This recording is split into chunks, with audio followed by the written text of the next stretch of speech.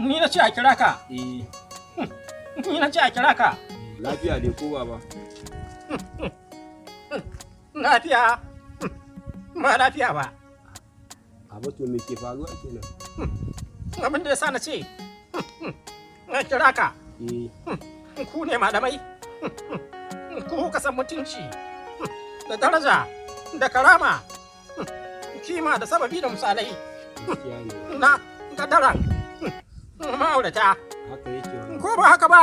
Haka ne baba. Ka ta zaman zina. Shi yasa na ce a kira malamai su min jawabi. Baba me yake faruwa to? Ba komai ke ban tsoro ba.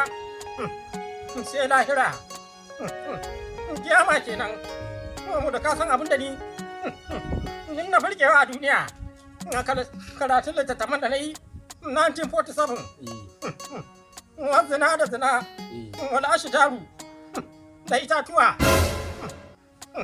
Wannan matatawa kamar ita. Kullum sai ta rika cewa in sake ta. In sake ta.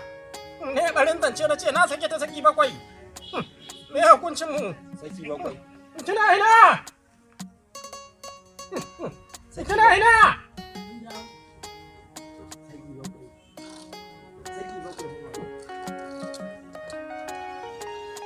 To malam an ga hujja. Ga ta nan dai. Shekaran mu 17. Da aure. Tana ta bani matsala. Baba. Ni wannan baba Ra'atu bace? Wala gafarta ita ce. Ubangiji dai sa dai wani abu bai shiga tsakaninku ba.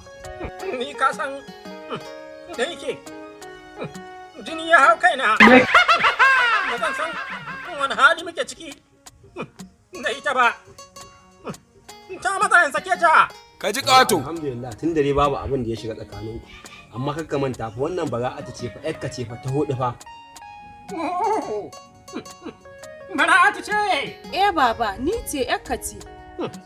Astagfirullah.